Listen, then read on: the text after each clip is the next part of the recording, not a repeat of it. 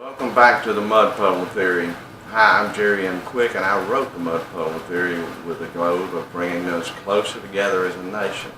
This is my third video in a series of videos that I plan on doing to show and demonstrate how and why we need to come together as a nation. Our children, grandchildren, and our future generations deserve the bright new future that lies ahead. As most of us already know, we are mainly being divided along racial lines. We are constantly being told almost daily that we are different. We have different interests. We have nothing in common, and that what is good for one group is not good for the other groups, which is nothing but propaganda. While there are differences, we are more alike than we are different, and we have a lot in common, a lot more in common than you are being told. Once we realize and understand that together anything is possible, most of what divides us will fade into the past and will no longer divide us. The first response that I normally get when I mention the word evolution is that I did not come from a monkey.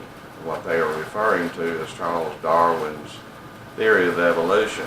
Darwin theorized that man evolved from an inferior being, and at one time man walked on all fours and eventually rose and started walking on two legs.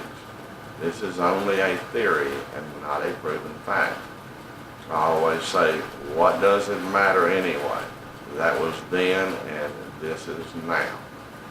One of the biggest debates that I have had with anyone concerning evolution was with my oldest son, who is very, very intelligent, very successful, a devout Christian, and a deacon in his church. The conversation was initially focused on the Bible and how Darwin's theory of evolution contradicted the Bible.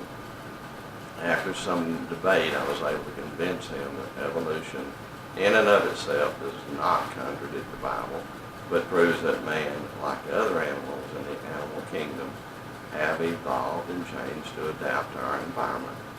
Since this would take a long video to fully discuss the subject of evolution and how we have evolved and changed, I will suggest that you read the Mud Puddle Theory, where I go into a more detailed discussion of evolution and how it doesn't contradict the Bible, but only proves that God has changed us to protect us. Even though I know that I may be crossing the line, I will make the statement that there is no such thing as a pure race. In the Mud Puddle Theory, I talked about a study that was done where it was determined that the only possibility of finding of a pure race would be in the remote jungles of South America or Africa, where they have not had any contact with the outside world. The study was done using the old-fashioned genetic testing to determine that the people tested had some of the same genetic characteristics, but also had different genetic characteristics. Today, we now have DNA testing, which is supposed to be more accurate and precise in determining the genetic makeup of an individual. It is being used extensively in the prosecution of criminal cases and has been accepted by the courts as being reliable. Even though the reliability of DNA testing has been challenged because of the limited gene pool available, it has been accepted by the courts mainly because it is being used for comparison purposes only. In recent years, DNA testing has become very, very popular for people to determine their ancestry. There's a lot of criticism concerning DNA testing to determine a person's ancestry because the gene pool used for testing is less than 0.5% of the world's population. Perhaps the numbers may increase and the tests may be more reliable in the future, but I can assure you that it won't happen during my lifetime. When I was in school, I studied genetics and learned that the different traits or characteristics that we have, such as skin color, hair color, are determined by the genetic makeup of our parents and are usually passed down from generation to generation. Of course, our parents may have a different genetic makeup, so even though we may have some of the same traits as our parents, we're still different. When I was doing my research to write the Mud Puddle Theory, I can't tell you how many times when I listened to Martin Luther King's I Have a Dream speech that he gave in front of the Lincoln Memorial in Washington, D.C. Several times during his speech he would use the term, "my white brothers," which told me that Martin Luther King recognized that we are brothers genetically. Of course, the most famous and quoted part of his speech was, "I have a dream that the day will come when a man will not be judged by the color of his skin, but by his character." Of course, our skin color, hair color, and our other genetic characteristics are determined by the genes passed down to us through our parents and our ancestors. When are we going to get it through our thick, hard-headed skulls that we are different, but yet we are the same? If we could go back far enough in history, we are brothers, as stated by Dr. King. The same God that created me also created you. As a parent from Dr. King's I Have a Dream speech, that he was advocating true equality, something which I strongly advocate. In addition, also advocated a race-neutral government where government policies are not based on the color of your skin, but based on policies that equally apply to everyone.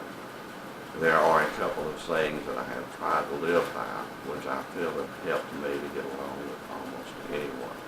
The first is that God created man as equals, but man has divided man into races. The second is that as long as things continue to be about race, racism will continue to divide us. When we change our attitude and see each other as brothers, things will change and we will come together as a nation. Excuse me. Thanks so much for watching this video, and I'm hoping that what you take from the video is that from a genetic standpoint, we are brothers. We are related in a lot of different ways. DNA testing has become very, very important, and a lot of people who are being DNA tested now are beginning to find out that, hey, we do have other genetic characteristics. And it's kind of unique. I watched some videos, I read some articles, talked to people, and it seems like that people are talking now about when the census comes up this time around, instead of marking anything like African American, white, Asian, or whatever the case may be, they're going to mark other. And really, if you stop and think about it, that's the truth. That's basically what it is. But just think about it. What kind of confusion is it going to cause? Or is it going to cause with our government? If things progress and if things get to the point of what I'm looking forward to, in other words, that we come together as a nation and that race not be an issue, then the only purpose that I can see for the census is just to make a determination of how many people are in this country or live in this country, citizens of this country. I have a vision that one day that's going to come about, and that we're going to be able to get together. I even read an article with a young man who stated that the census is being used as a divisive tool in order to divide us as a nation. And he makes a very strong case for that. I don't disagree with him. I think that along with so many other things, is what's dividing us. But when we finally understand that we are pretty much from the same source. We have the same father. We genetically, if we go back far enough, are all related in some way or another. Thank you so much for watching this video, and I do hope that you did get something out of the video. As usual, I I'd like for you to like, subscribe, and feel free to share this video with anyone you want to. Also, I would not only welcome, but I would encourage your comments, because in prior videos in the mud puddle theory, that's what I talk about, is we need to start having discussions, conversations, and dialogues concerning what we need to do, and YouTube provides the perfect forum for us to do that. The only thing that I ask you to do is to refrain from using curse words, profanity, and name calling. Now, if you want to turn around and call me names, or criticize me, or tell me that I'm wrong, I don't have a problem with that. It's not going to really bother me that much. If you tell me I'm wrong, the only thing I'd appreciate you doing is to come in and tell me the authorities that you are relying on to prove that I'm wrong. As I've stated several times, and I'll probably continue to state in future videos, I'm not only wanting this to be a learning experience for you, I also want it to be a learning experience to me.